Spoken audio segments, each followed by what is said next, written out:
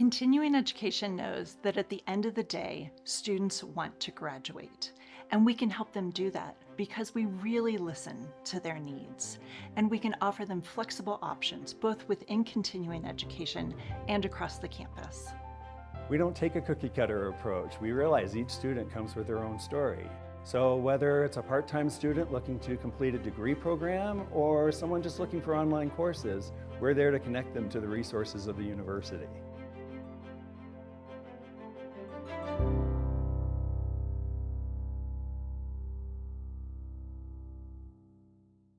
All right, now that we are all here, thanks for joining us, Scott.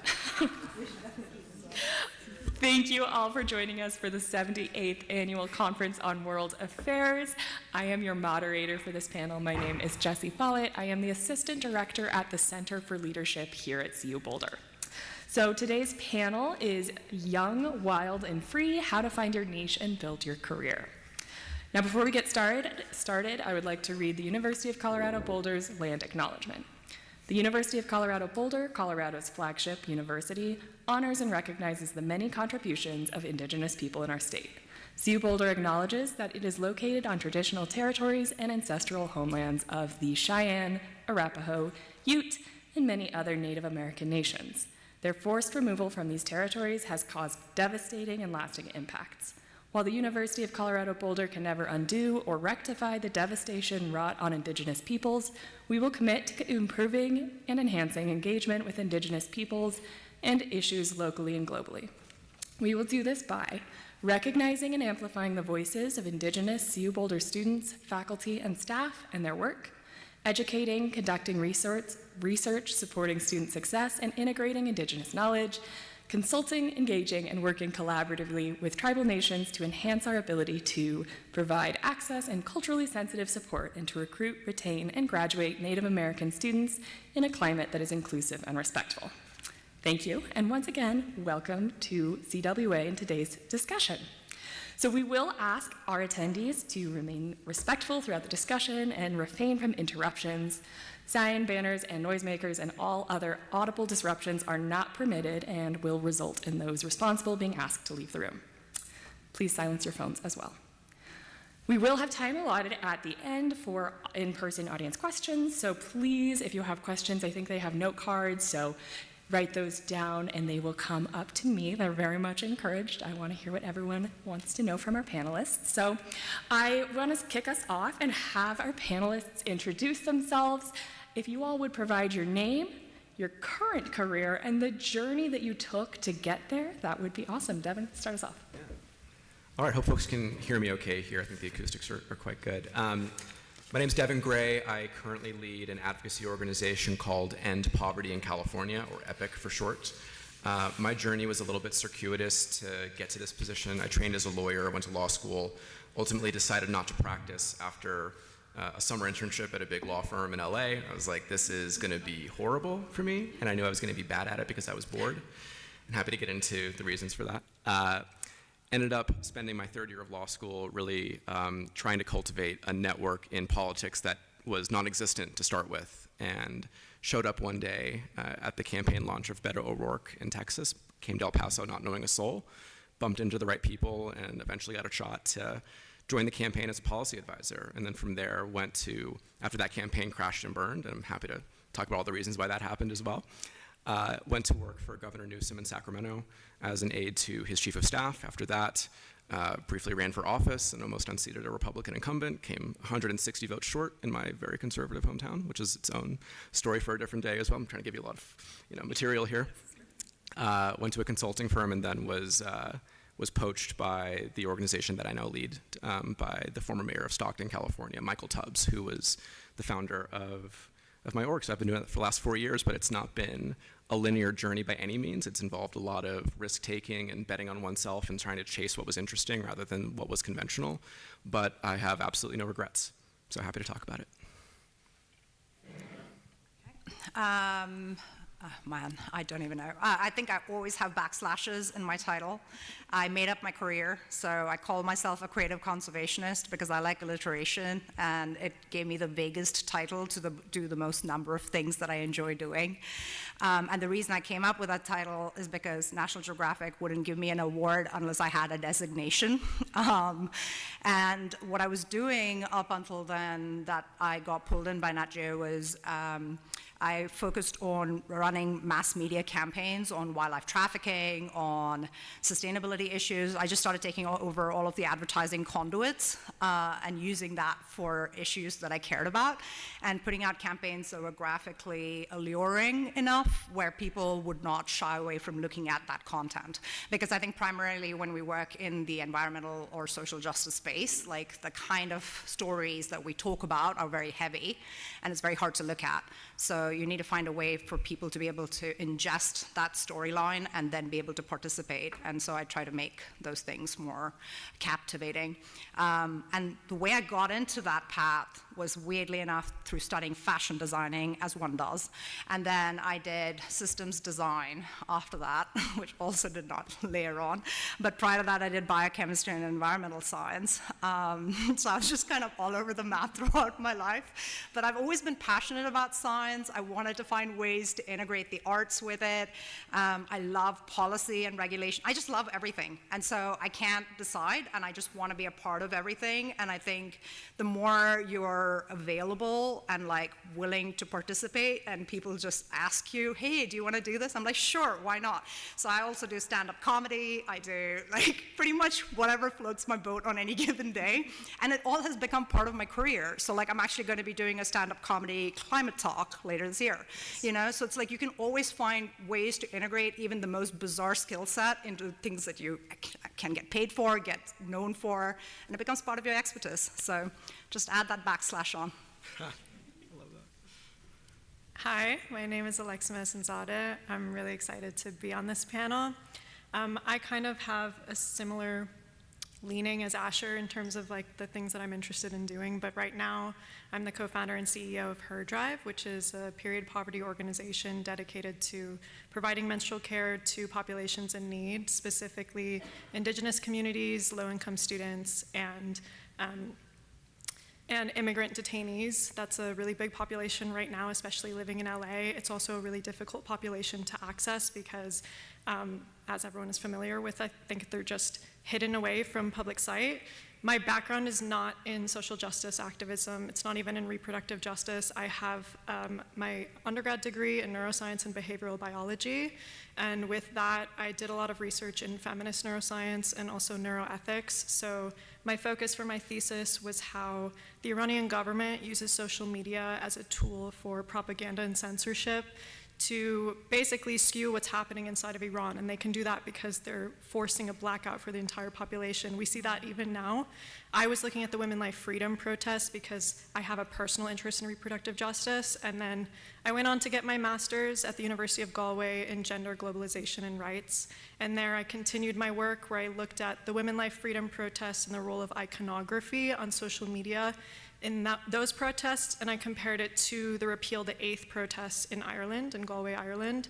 So I don't know if many people are familiar with either movement, but they are very similar in the sense that there's one woman that has died at the tragic, mishandling by governments, and they have become this iconic figure, and they show up on social media. So in Ireland, it's Savita Halappanavar, and in Iran, it was Mahsa Amini. And I was kind of comparing the ways that their iconic figure can lead these movements in a strategic way.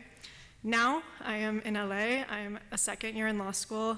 Similar to Devin, I don't know that law is what I want to practice long term, but I'm kind of taking the opportunity to connect to my STEM background and focus on intellectual property law. I'm interested in entertainment. I'm a musician, so I love playing the drums and piano. And UCLA has a really great music law program, so I'm exploring that. I think wearing so many hats is actually a strength, especially if you want to go into like a social justice sphere, because I think it can be really valuable to be a jack of many trades rather than an expert in just one, because not only are you like skilled at a variety of different things, but you also attract people from a variety of different spaces. Hi, my name's Scott Sherman. I know this panel is called Young, Wild, and Free. I'm not so young anymore, but hopefully I'm still pretty wild and free. And I've kind of done everything. So like, if you're interested in business, I can talk to you because I've been in business. Like Devin and Alexa, I've been in law and am no longer a lawyer. I've been an entrepreneur for the last 20 years. And so I'm happy to answer any questions, but I'll just tell you about the latest venture that I did. So with a colleague of mine who actually won the Nobel Peace Prize, he and I decided to start a social venture that would be the biggest investor in climate, actually in climate technologies, and like breakthrough technologies, things that could help solve the climate crisis. And we were going to invest $14 billion a year in breakthrough climate technologies. So that was really exciting. And we ended up just folding the organization. We only fell $14 billion short of our goal. But the fact that I'm still wild and free and still trying new ideas, that's what makes life full of promise and exciting. And so now I'm open to like any kind of new venture. So you actually, I should be in the audience sitting listening to the panel to find out where my niche is and my career purpose is. I don't think there's any one niche, as all of you just pointed out. So really excited to get into this discussion. I think there's going to be some really interesting takes from all of you. I'm going to start a little dark, but I have to bring up the statistic. So I read a recent stat that recent grads, 22 age timeframe, are facing 6% unemployment currently, which is up double from pre-pandemic. This generation is also facing an unprecedented time with the job market. AI is coming out, there's geopolitical uncertainty, the climate is a real issue right now, among many other things, pandemic fallout being another one.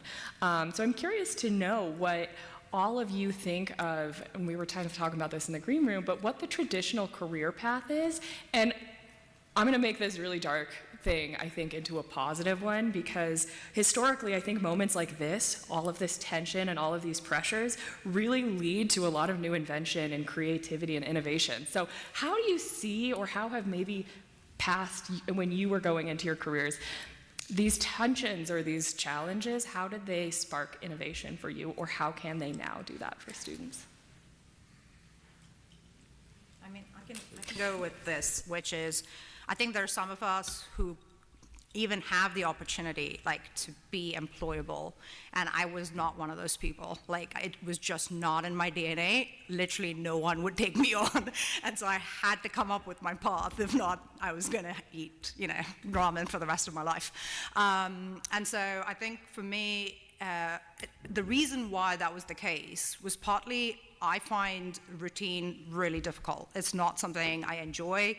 I don't know if many of us do, but I think some people like structure. I do not thrive in that. You cannot wake up with me and have the same day twice. Like, I am not capable of any routine. Even my dogs will swear by that. So that's one part. And then the other thing is, like, bureaucracy is not something I can abide. So I do not like this very, like, structured, layered version of like rising through the ranks, and these are your designations, and this is all you can do within that particular role or title. I've hated titles. And then the last of that was that I don't like specialization. It's not where I thrive. I like connecting dots between completely disparate things, and my brain works better in that kind of like capacity. So my entire career has been about like bringing things that are normally not connected together, and that's like what has allowed me to have a unique voice in this world. Was this easy to launch? Absolutely not. Like, I literally cried behind a curtain for like a year after I graduated because, one, I was unemployable, and two, I was like not sure how to make a career out of creating artistic campaigns for conservation issues that I cared about. And Facebook had just launched during my schooling years, and so I had just started putting up images I created online. And then to my surprise, they went viral, which was a new concept back then, right? And so I was like, what does that even mean? But then somebody from Uganda wrote me being like, if this is the image that you created and put online, there's a kid here who has this profile picture, and we'd love to work with you. And so then nonprofits from African countries were reaching out to me, living in New York, and I was like, wow, this is so surreal. Like, I put this out 2 days ago, and now somebody from Uganda has reached out to me about an elephant campaign. So that sort of sparked off how I got my initial clients. But even then, I will say you don't know how to price yourself. You don't know how to see what you bring to the table, so you don't know your own worth, especially because if you're creating your own career and winging it by the seat of your pants, you haven't got the training from being an intern to discern like, hey, this is the scope, this is what I should be providing and charging for. So you have no like concept, there's no definitions, and so you get taken advantage of a lot, which I did. So for the first year, I was barely making pennies on any of the stuff I was doing. I was just giving things away, basically. But I was lucky in some ways. So like this, there's people who take advantage of you, and then there's also people who support the fact that you have so much conviction, that you're coming from a true space of passion, genuinely care about ecological and social concerns. So I had like random donors that I got introduced to through these nonprofits who were like, oh, hey, you know, we'll help you tide over for rent the next 3 months. And like, you can focus on this issue in Africa. So like I had people subsidizing my existence, and like that happened organically. So that's why I wouldn't say that there's like a formula or a path to walk my life. You can only walk your life, and your path is going to be very unique to you, and it may have really hellish moments and really brilliant moments where you shine, but that's going to be your story to tell, you know. And that's why I don't have a formula for success, because it's not that, and it's just being present and available to your specific life as it's unfolding, and that's a beautiful journey to be on. I think it's worth saying, you know, I did not enter the job market when the economy was in the crapper, like maybe some of y'all might be. And so that's real. Like, I don't want to dismiss that fact. But I do think it's also worth saying that, like, if you're here, like, at a really good institution, taking time out of your day to, like, come listen to, like, us talk, like, no disrespect to us, like, we're great, but, like, you're taking time out, right? Like, it's not what I was doing when I was, like, 21, right? I think you're probably going to be okay, like, truthfully. Like, I think there's just like enough, like the odds, like we understand how these things work, right? I will also say, this is the time to take calculated risks in your life. If you're trying to forge a path, like, especially if you aren't like in current like economic precarity and you have a little bit of cushion, you don't have a mortgage, you probably don't have kids. This is the time to experiment and try things that maybe you wouldn't have the space to try 10, 15 years down the line. So take the swing. Because the downside of failure is really, really small right now in a way that it just won't be in a decade. And so roll the dice, see what's interesting, follow the passion, see if you can turn that into something monetizable. That's great. If not, maybe you've learned something along the way. But I think a little bit of pluck goes a long way. And I think pluck also breeds luck, too. And so, roll the dice, go for it, right? Because worst case scenario, you just go to law school in a couple of years and end up like us, right? So. I really love 2 nuggets. You can only walk your life, and it's a great time to take calculated risks. I so agree. When you're young and there just aren't as many consequences, it's not the same. You don't have kids yet. Not assuming, but there's a lot of time and ways that you can get creative. So with creativity, Alexa or Scott, I would love to hear your thoughts on how do you take your passions, which could be multiple and diverse, how do you shape something into an actual career that brings all those together? How do you walk your own life and bring your passions together? Yeah, so I may be repeating myself for people who saw me on another panel, but I talked about the other day that there's this newscaster in the Bay Area who the news can be very depressing, and so he likes to end the depressing newscast by saying, if you don't like the news, go out and make some of your own. Well, going to your previous question, like the job market is bad, but you can create your own job. Because right now, if you apply to something on LinkedIn or you apply to something that that you see elsewhere on a job posting, you might notice, a student was telling me this yesterday, that like a thing got posted on LinkedIn that he was really interested in, and a few hours later it said 500 people have already applied for this job. But when you take your passions and do something that nobody else could do, that's something that is unique to you, you are not replaceable. You could be applying for this job at another organization where, quite frankly, those 500 people may be just as qualified as you. That's not bad news. That means this is your opportunity to shine, to do the thing that only you can do because of your mix of passion and conviction. So in terms of how you do this creatively, I tend to ask people just like, what is it that you would dream about doing? Like, what is it, who is doing your dream job? I think we talked about this last night on the networking panel. What is it like if somebody gave you $100 million? And I don't mean to be facetious, because I know many of us come from backgrounds of economic precariousness. I know many of us are struggling financially, so I don't mean to be flippant about this. But just as an intellectual exercise to say, if I could do anything, what would I do? And then, in talking about the pricing that you were talking about, Asher, you can actually put your price, because nobody knows what the cost of anything is, quite honestly. And what I found, I was telling Sarah this the other day, when I started as a social entrepreneur, I was just like, oh, I can't charge that much. I'm trying to do good for the world. And so there was this one time when somebody wanted me to give a talk in New Jersey, and I didn't want to go to New Jersey. No offense if anybody's from New Jersey. But I just didn't want to go. I was very busy. And so I didn't want to say no. I was very conflict avoidant. And so I just said, oh, yes, and my price is $25,000. And they said, okay. So I was like, oh my goodness, I guess I'm going to New Jersey. But the fascinating thing is, nobody actually does know what something costs. And so if you're offering something of real value, and I would argue that so many of us undervalue ourselves, so many of us have something important and vital to contribute to the world, if you present yourself with confidence. I know there was a panel on imposter syndrome, and many of us feel like, that could not be me, I'm not confident, I can't do this. But if you put yourself out there and tell people what you have to offer that nobody else in the world can offer, what is unique about you, people will beat a path to your door. I'll just add on to that. I remember when people would ask me, like, what do you dream of doing? I still don't really know the answer to that question. I mean, I think I'm someone that loves a lot of things, is passionate about a lot of things, but at the same time is not completely passionate about anything. And that can be, like, it can make me freeze up sometimes when I try to think down the line what I really see myself doing, because right now it's a gray blob.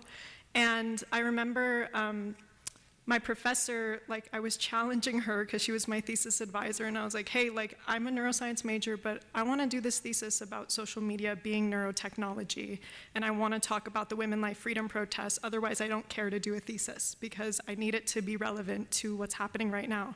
And she's like, that's not really like a STEM thesis. I don't know that I can be your advisor for that. And we went back and forth for a couple months.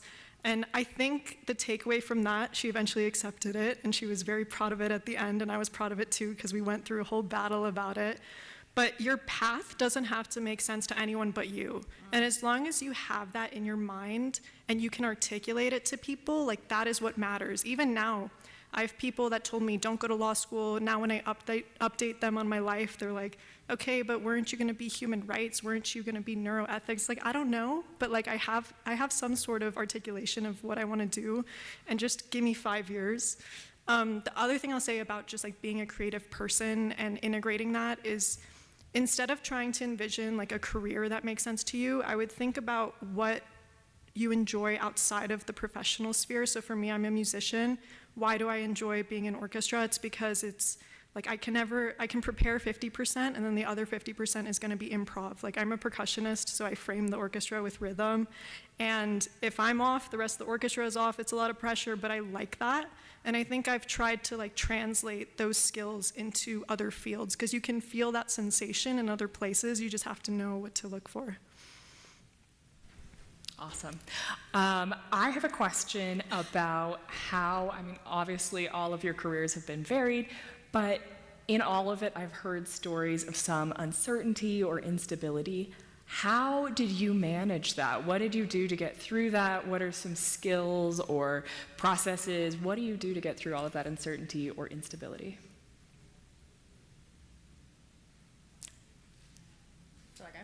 Anyone can go. Yeah, I'm starting every time. So like what I was saying earlier, even with the pricing thing, right? Like yes, you can put a price on anything, because no one knows what it is. But if you're trying to prove a concept that has not existed before, there's no track record for it, right? So that brings a lot of uncertainty, because like you can't vouch for it because there's nothing, no one's done this before, and the nonprofit or whoever wants to take on the service is also gambling with you. So then you have to spread that risk. And that means taking some hits initially. So like the weathering of the storm comes in so many ways, right? So it could be that distribution of risk that you take on. It could be that like there would be lull periods where like I would have several nonprofits back to back and I would be constantly working, and then all of a sudden for 6 months there'd be nobody who needs anything from me because I'm a freelancer. And that can be very unsettling, which it was for me in the beginning. But then you realize, like, whenever you have those lull periods, if you are the kind of person who's self-motivated, and you have to be if you're going down the freelance route, like if you want to be working for yourself, be highly self-motivated, because like there's no one else applying that pressure on you, and there's no one expecting you to show up for anything, not even for the daily job, because you're not waking up and commuting somewhere and being accountable to some other entity or institution. So I think like one of the things I would do is like, I'm like, okay, I would have like multiple, and even now I do, I have like 7, 8 projects at all times. They're always rotating. They'll put them in the back burner, pick them up the minute there's a lull period. I'm like, this is the time for me to work on this right now. And then I'll bring that out of rotation when clients come back in, you know? And then I've also realized like now, I'm a lot more smart about this. So what I do is like timed contracts where like a client lasts up to 6 months to a year, and it's not just like a one and done campaign initiative. So it wouldn't just be like these sporadic one-offs, but rather it's an ongoing relationship, and I'm building out content for them for a long period of time and working almost in the capacity of an advertising agency, but so much more than that. So I think it's just like but then I've also had to learn all those skills along the way, right? So like you're constantly building what you're capable of providing as services.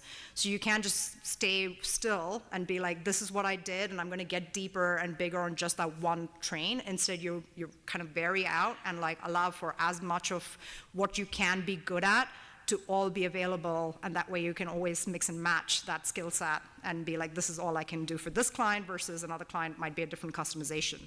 And then I think also don't forget to have fun and joy, because what builds resiliency is like having those moments of like positive reinforcement within your own well-being. So like for me, doing stand-up brings me joy.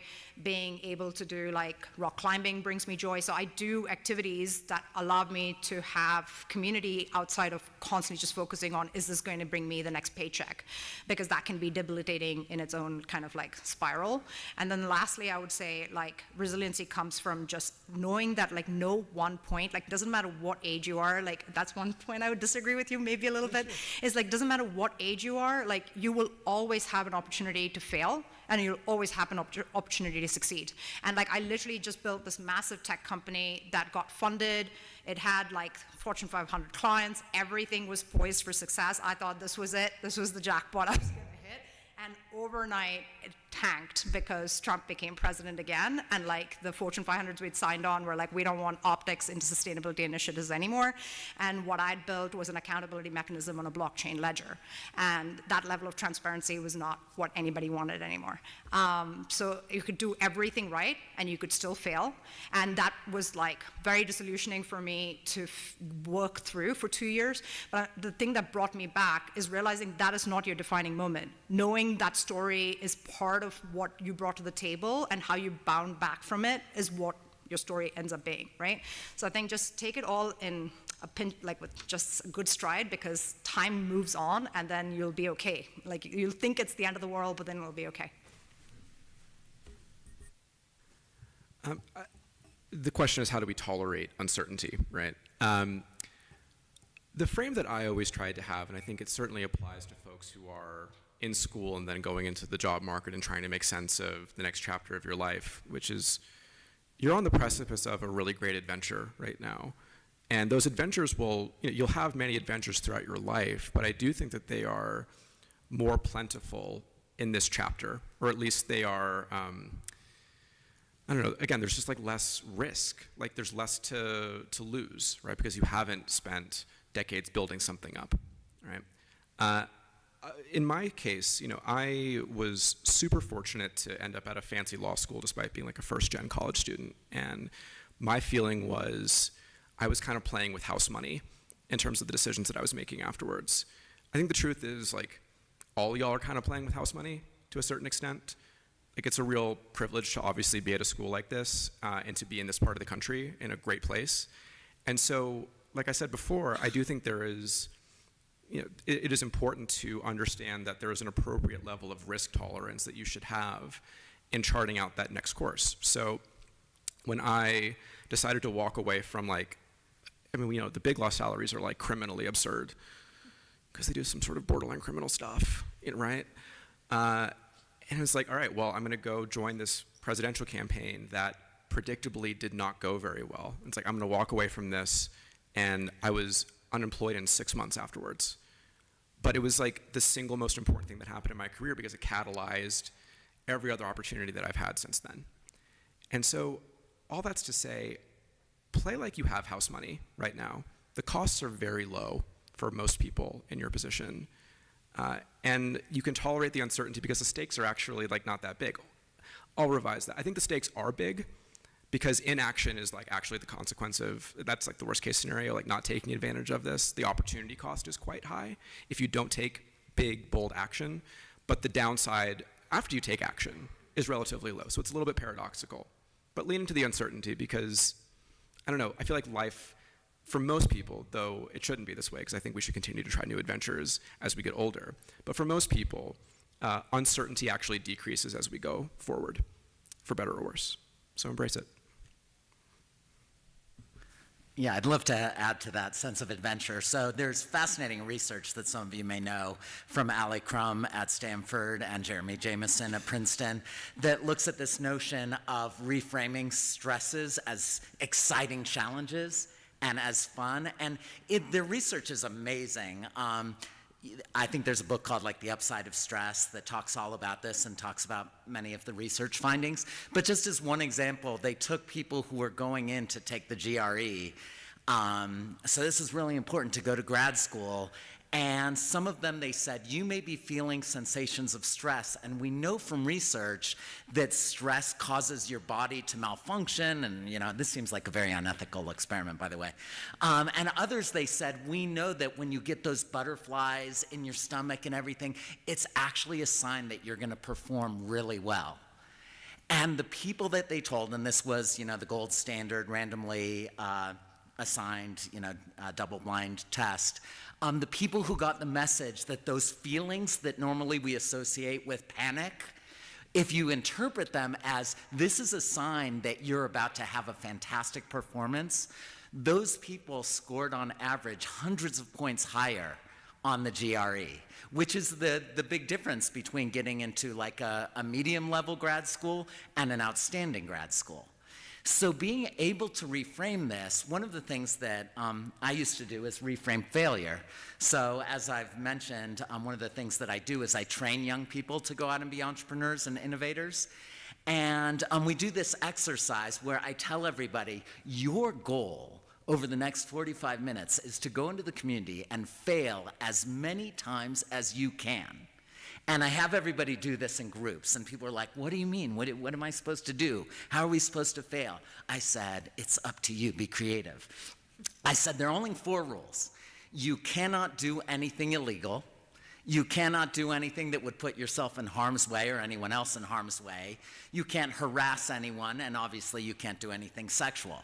But other than that, just like go out in teams and try to fail and take pictures of your most amazing failures.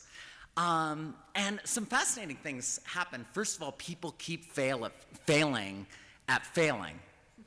So like they like try, like I was doing this in Prague with a group of international students, and I don't know if any of you have seen these videos, free hugs, you know, where people like have signs in public where they say free hugs. So this one group, they were 4 people, and 2 of them were like, what do you call it? Like not co-conspirators, but they were the ones who were plants, who had the sign that said free hugs. They did not expect to fail. They expected lots of people would be free, giving them free hugs, or asking for free hugs. Next to them, there was another group that said premium hugs, 10 euros. And they thought they were gonna fail, because who's gonna pay 10 euros for a hug when you can get a free one right here? But people kept coming up saying, I want a premium hug, here's 10 euros. They made like 150 euros in a few minutes, just because all these people were like, oh my goodness. And so when they came back to the classroom, and we've done this all over the world. I've done this in China, in India, Japan, Kenya, and people, the thing happens again. First of all, they lose their fear of rejection, because they find out they do fail many times, but it doesn't sting as much. But the other thing is they sometimes fail at failing, and they're like, I actually succeeded, this is amazing. And so it reframes everything. So I think our mindset has a big, is everything, really. What an awesome story. I love that. Okay, now we're getting to the really exciting part, because we actually have audience questions. So I'm going to combine these two because they're very similar.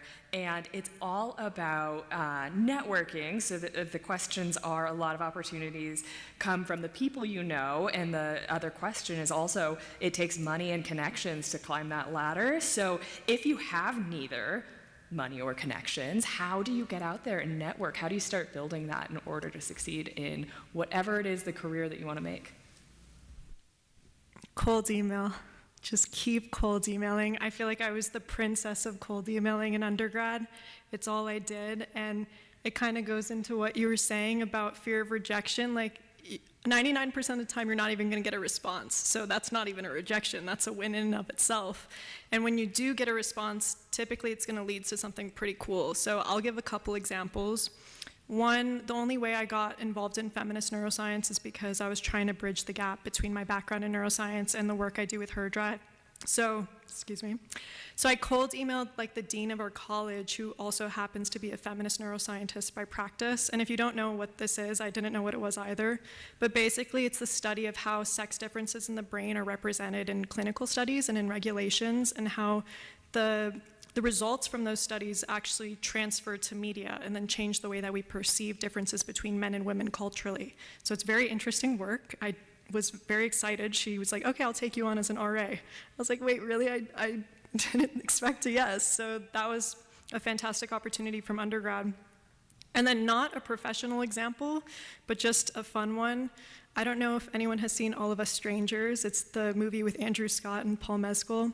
There's one scene that's like one of my favorite scenes of all time, where they're dancing in the club, and there's a Death of a Party by Blur playing, and that's one of my favorite songs. And I was like, who the hell is the music supervisor for this movie? Because they had a vision, and this is fantastic. So I looked her up. I waited for the credits. I looked her up on LinkedIn, and I was like, hey, can I talk to you? Because this is not my career, but I think this is the coolest career ever. And that was the best scene I've ever watched. And she responded, and we like had a Zoom call, and I learned what music supervision was. So, anything you want to do, just be bold about it, and people will respond well. I think that's amazing. I would add, in the political and advocacy space, step one is show up. Like, being physically present matters a ton. For campaigns, it is low-paid work, which is why it seems to attract people who come from money. But I think for folks who are willing to stretch a little bit, it's a really useful tactic. I think I mentioned this in my opening remarks. I showed up not knowing a soul, offering to, this is for a presidential campaign that I got on while I was in my third year of law school. Showed up to do advanced work, which was like manual labor of setting up the stage for the candidate to give his remarks. Was doing line control for the press to say, media go here, other people go here. Physically bumped into someone, started a conversation, didn't know who he was, ended up being the policy director for the campaign. But that never would have happened if I didn't think that it was important to, if I did not think it was important to be physically proximate. So I think that matters. In the advocacy world, I will say, I think particularly for values-aligned advocacy work, we try our best to not be super nepotistic. I think it's obviously, even with best intentions, people hire their friends and through networks and whatnot. But I think lived experience really does matter in this work. I think people in my field at least view it as a value add, both to make you more credible, but also more informed and have real expertise on issues. And again, I work in the anti-poverty space, so that's really important.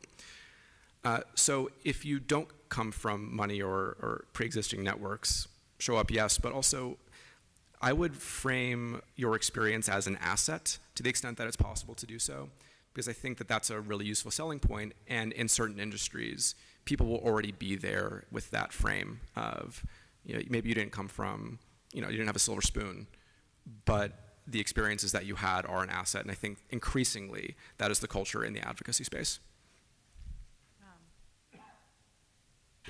So I think, for me, it's been about relationships, not about networking. And if you do, I genuinely want to get to know the people I am going to end up working with. Partly it builds trust, but also it builds lifelong relationships where they circle back and give you future contracts, and you're not just in it for that one and done kind of transactional undertaking. And also, you will be surprised in how many ways it can open up doors beyond even that professional interaction that you end up having with that person if you have a deeper relationship with them, and how many other ways in which they introduce you, give you shout outs, open doors for you. So I think really it's been about forging deep, meaningful relationships with people I can actually stand. Don't pretend, don't be inauthentic, don't try to fake liking someone. If you don't like them, don't work with them, because it's not going to make you happy anyway. And not all of us are in a position to choose, and not every circumstance will you be able to, but when you have the opportunity, be discerning, and also always be true to yourself and to your guns. And I think especially in careers where there's a massive, and the beauty of it is that we're all different, right? But there's a massive rift between, do you work for yourself, and how much uncertainty do you weather? Are you okay with discomfort? And then therefore, how do you leverage relationships? How do you rely on people to get through? And then do you have a more secure career path? You are able to have more certainty as you entrench deeper into that path because you have more stability from being in that organization for longer. You build traction, you build trust. And then that community comes in a different way, right? So you're leveraging sense of community and context dependent on also how your entire life is structured. So I think be true to yourself even in that regard. I'd like to add, so when I was in college, I found out that there was a professor on my campus who was a Nobel Prize winner. So I was like, oh my goodness, I'm just gonna do what Devin suggested and show up and just go to his office hours. And I expected there'd be lines around the block. I was the only person who showed up. Most people never even take the risks. And it was amazing because this was back, I'm kind of dating myself, but the Space Shuttle Challenger just exploded, and so I was talking to him about that. He had worked on the Manhattan Project. I talked to him about that, and while we're talking, he fell asleep. And I was like, this is amazing. How many people can say that they personally bored a Nobel Prize winner to sleep? I mean, this is incredible, but this did motivate me to say, why not just take the risk? So some of you may know my story, but I was the victim of terrible violence when I was younger. And so I became super passionate about nonviolence and wanting to follow in the footsteps of Gandhi and King and other amazing leaders of nonviolence and just learn so much about this. So I just decided that I would reach out to nonviolent heroes and heroines of mine. And so when I was the age of all of you in college, I reached out to Mother Teresa, the Pope, and the Dalai Lama. And I'm Jewish. And I ended up getting meetings with all of them, in-person meetings, which was wild to me because I just figured when I did it that my chances of meeting with the Dalai Lama are maybe 1 in 10 million, but I'm already not meeting with the Dalai Lama. So if I fail, who cares? And like, remarkably, like, I'm really dating myself. There was an email back then. I had to fax the Dalai Lama. But like, he actually responded, and I'm like, wow. And they set up this meeting, and they set up this time for like 45 minutes. And here's the secret. All of you who are college students, or all of you who are parents or grandparents of college students, people at this age, people like college age, are the types of people that the Dalai Lama and the popes of the world are most going to want to meet. Because you're the next generation. You are the people that are going to walk in their footsteps, and they are so excited to work with the next generation who share the same passions to change the world. So when you reach out to people, it's not an imposition. They're actually like, here's an enthusiastic young person who wants to engage in the same type of work that I've been devoting my life to. You would be amazed how many times you actually succeed rather than getting ghosted, because I'm sure there are tens of thousands of people reaching out to the Pope or the Dalai Lama. But you would be amazed how many times, and it's mostly because most people never do it because they rule themselves out from the beginning. They're like, of course I can't get this meeting, so just try. I don't know how we're going to follow that. That was amazing. Wow. But I would agree on a really small scale, not the Dalai Lama, but working at the university, I support a lot of amazing programs. And for any undergraduate students in there, we are always beyond joyed to talk to you and connect you with people and programs and opportunities and scholarships and travel. So take advantage of every single opportunity. Talk to every staff member. They really want to help. So we touched on this a little bit, but I love the simplicity of this question and yet the complexity of it. So how do you figure out what you're good at, especially when you're having to balance paying bills while chasing those wild and fun and free dreams? What's the title?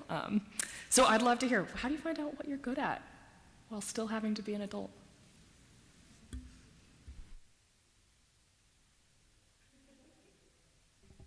Sometimes that process is figuring out what you're not good at, and like that experimentation is worthwhile, right?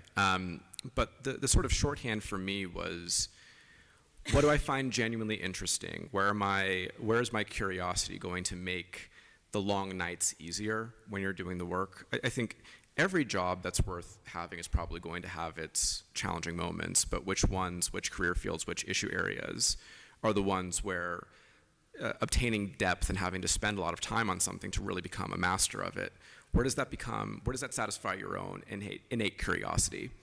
And I think that makes the work so much easier.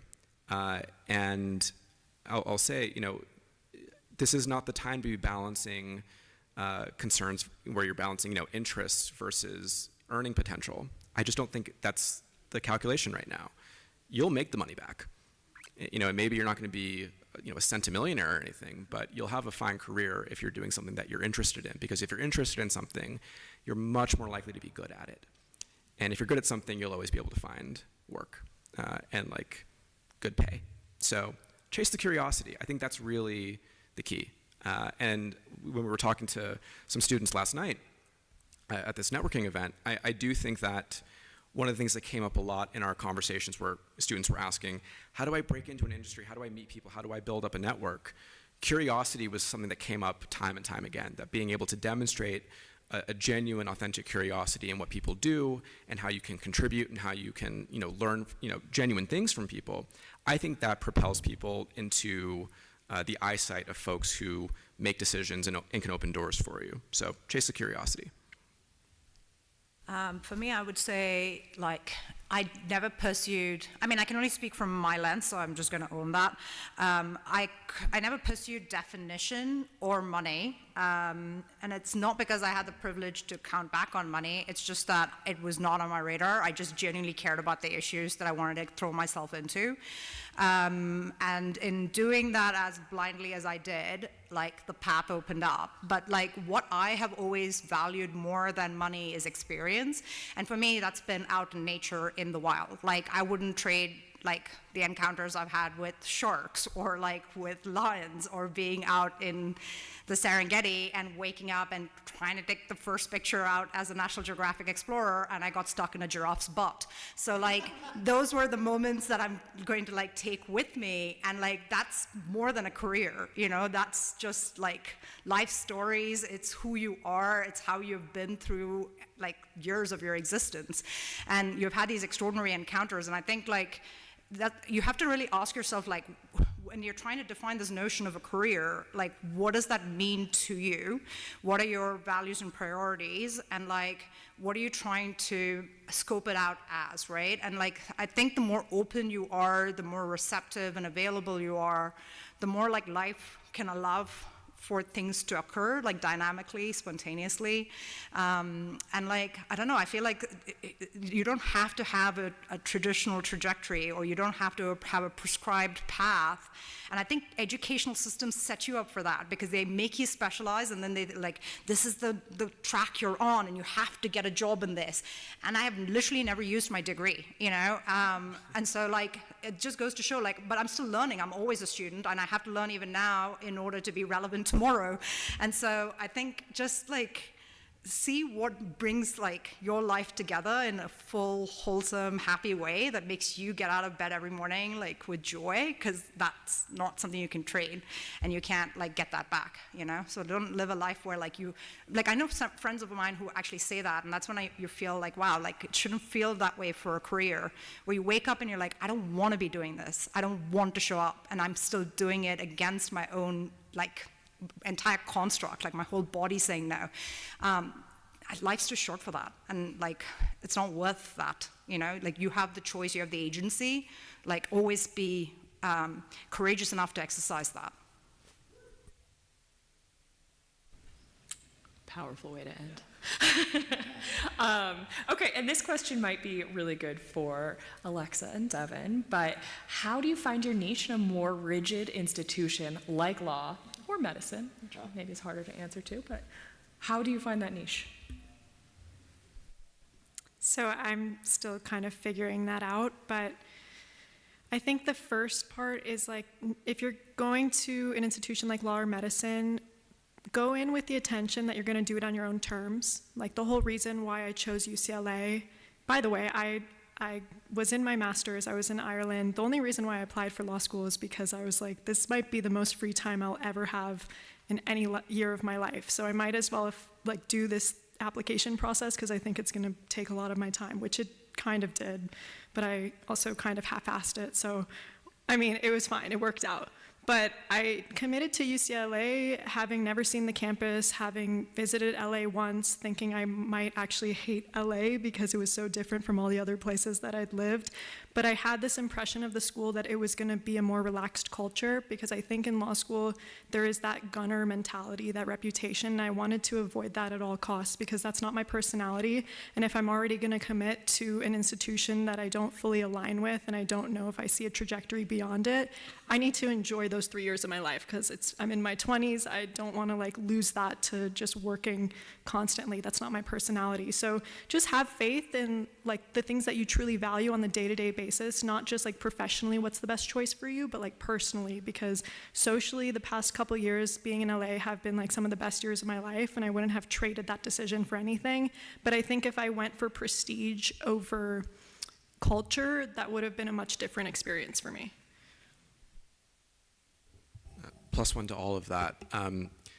I think it's important to remember that these institutions are only useful insofar as they serve you and your goals, and that there's nothing wrong with walking away from a profession, from a field, from a job, from anything. I think sometimes we fall into the sunk cost fallacy. It's like, well, I mean, I know many people who dropped out of law school 2 years in. They said, you know, maybe it would have been smarter to finish the degree, but it wasn't serving them anymore, so they walked away, and that's okay. So I think the way that there's two ways to deal with the rigidity. You either reform the system, which is kind of hard, or you can leave the system and chart your own course. So yeah, walking away is an option, and that's okay. Great. We are We still have some time, but we're getting closer to the end. So I'm going to combine these two questions because they're somewhat similar. So one question is about specifically jobs and one is more about grad school, but college is a time when you're figuring your life out. How do you set yourself up for your career? And mostly they're looking at how do you set yourself apart, whether you're applying for law school or you're applying for that job on LinkedIn that has over 500 applications. What do you do to really make yourself stand out?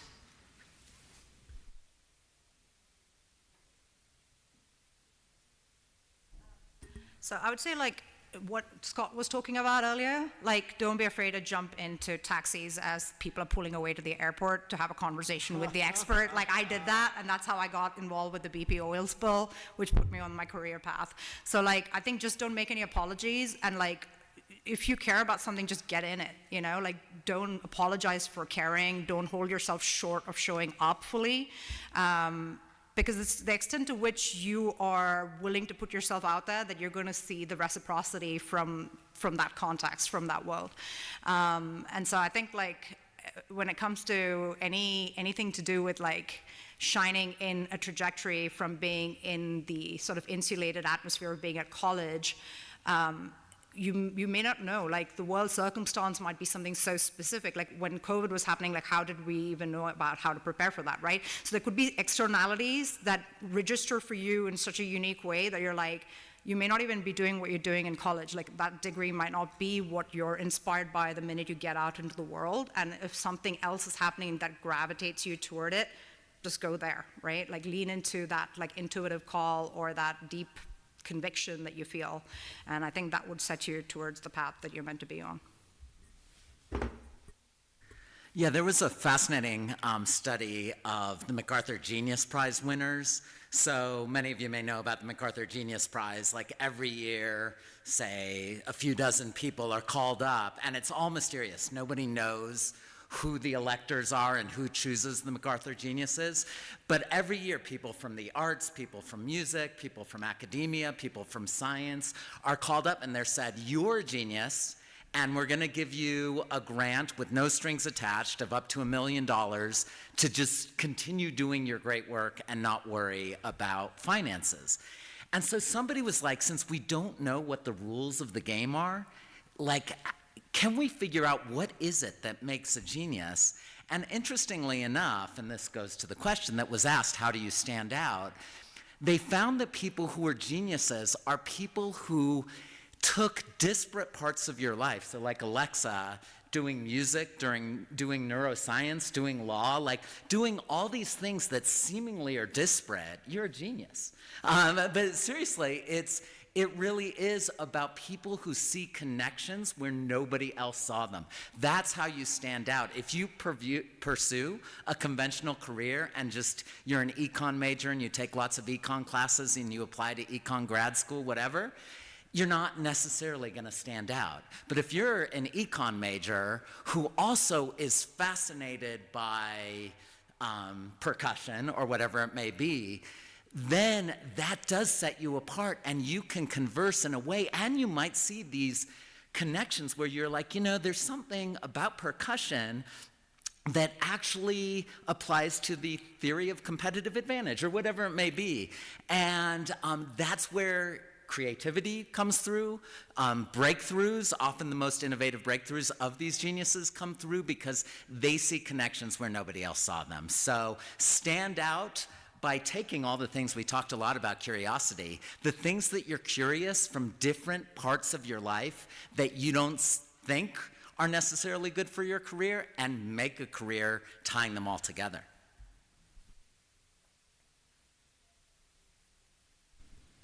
Great. I love that.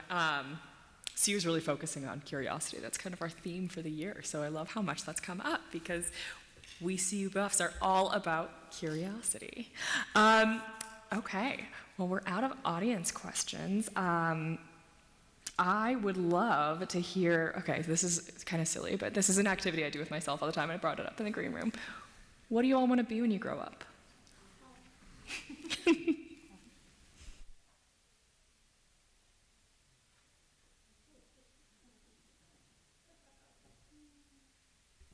Yeah, I think the One of the things that I think I've tried to learn over the years, not that I'm that old, I'm in my 30s now, I recognize that is still very young. Titles and sort of narrow labels of our professions are increasingly obsolete as the way that we form our lives and form our careers and stand out becomes, as I think all of us in different ways have talked about, quite multifaceted. And that's actually the combination of things that makes us unique and interesting. And so what I've tried to really focus on is impact more than anything else. It's like, what is the outcome that I want from the work rather than the title or the particular perch that I sit on. And so, I'm in the anti-poverty space, but I think that work ladders up to like building a country that sees more people be deemed as like mattering and significant. And if I'm able to do that in any way, whether it's through government or politics or advocacy or philanthropy or thought leadership, whatever it might be, I think that's, for me at least, a career well-defined, even if it's not narrowly labeled. I think it would be impossible to predict because right now I'm working in financial markets and systemic transformation of public markets, and that's not even my educational background. And then prior to this, I was in corporate governance and corporate accountability through blockchain, which the only reason I wound up in tech was because I was walking on Main Street in Montana, and a random guy saw me through a coffee shop and wanted me to be on his board, but I convinced him to make me the CEO of a company instead. And so I'm just saying, like, shoot for it. You never know how life might transpire. But it's like just leaning into opportunities and willing to like show up fully for it has been how different things have opened up in my life. And I've never done like the same things continually, but they all circle back as well. Right now, I'm working with National Geographic again, and I am working on a fashion line right now as well, which I gave up fashion after I graduated from Parsons, and I haven't done anything with fashion since then, right? So it's like, it'll be amazing how like threads from your life just weave together and make this gorgeous big tapestry that you could have never predicted or done on your own. So just, I think being super receptive to life and like enjoying the ride is a huge part of that. I think I would like to just be resistant to finding a niche. I know I want to go into law, and it might be in the IP space, it might be in entertainment, but human rights focus will always be with me. I just don't think it will be my full-time career because, for two reasons. One, to avoid burnout. Like, I don't want that to be my entire career. I want to maintain that passion for it because with Her Drive, it's not my full-time career. I don't even get paid to do it, but I love to do it because of that reason. Like, I have that distance that helps me continue to feel interested and inspired by it. And I think the second reason is that it's much more valuable to kind of have a different professional career from my personal interests because I'm bringing a lot of different skills. Whereas if I just decided to put all my what's the saying? Put all my eggs in one basket. Yeah, put all my eggs into the Her Drive basket. I might not be as like diverse in like the things that Her Drive can accomplish. Like, there is a lot of money in the corporate space, so having those connections in the corporate space is actually very advantageous in the nonprofit sphere, and I can bridge those connections much more easily when I have sort of that dual career. And this is very appropriate for me because I'm trying to figure it out. So as I mentioned, this climate venture that I had started ended up failing.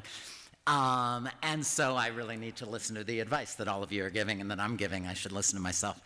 But I may have talked, for those of you who saw me on a panel the other day, my passion right now is something that I call the Iron Man of love, which is essentially how do you train people in the same way that people can train for a physical Ironman where they can swim 2.4 miles, bike 112 miles, and then run 26.2 miles, which seems superhuman, but 1 million people in the world have accomplished it.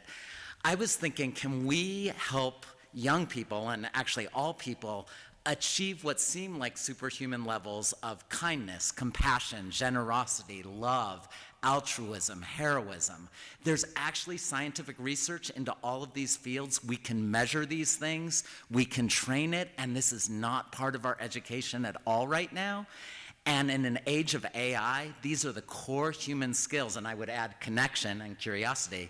These are the core human skills that we never learn at any level of education. AI is decimating our the way we currently do education, and so let's see this as an opportunity. Let's transform our educational space. So I think this is my new entrepreneurial venture that I'm engaging in right now, and so that's what I hope to spend at least the next 10, 20 years of my life doing. I cannot wait to see what comes out of that. That sounds amazing. All right, so in 30 seconds, please share any closing thoughts you all have for the audience members or anyone online. Might be even briefer than that if I can. I would encourage people, say yes to opportunities. You don't know where things are going to take you. You don't know what opportunities are going to pique your curiosity. And then follow your curiosity, because it's going to make your work much more enjoyable and you'll be more successful in the long run. So you don't have to define yourself yet, but being open to possibility, I think, is a good place to start. I think be present and enjoy being you every step of the way. Like, life's so short and it's so beautiful, and it's such a magical journey to be in every instant that you are. It might not seem like it always, but like, being you is such a privilege. So don't miss out on that. You know, and I know there's like a lot of burnout and like mental fatigue a lot of people experience in a lot of different career paths. So always hone back into you and like prioritize your well-being, because without you, nothing else is going to occur. I'd say identify the people that you want to be. For me, it's like my other fellow panelists, and really pick their brain for how they got to where they are. The other thing I'd say is be personable, be a nice person. It kind of goes a long way in a lot of industries. There are a lot of mean people or people that really don't know how to work a room. So just by being like a cool person, that's gonna get you pretty far. And I would just say, you know, have fun. Emma Goldman famously said, "I don't want to be part of any revolution where I can't dance." And if our goal is to change the world, to make this world a better place, then we need to be having a great time doing it. Somebody told me the other day that, you know, you may have noticed, you've only known me for like 45 minutes, but I smile a lot. Somebody said, you know, some people have resting bitch face. You have like resting joy face or something. But that's because I get to do what I love. And so, and it's amazing to be inspired by people like you and people like you who are here because you're so passionate about finding your niche and doing something great in the world with your lives. And so that just brings me joy, and so I just encourage you to do the same. Thank you all. Please give a huge round of applause to our amazing panelists. I hope you all got as much out of this as I did. And thank all of you for showing up today and investing in yourself. It's stuff like this that's going to give you that edge. So thank you so much for showing up. Please enjoy the rest of Conference on World Affairs. There are a lot of amazing sessions left for the rest of the today and tomorrow. So thank you all for being here. Thank you.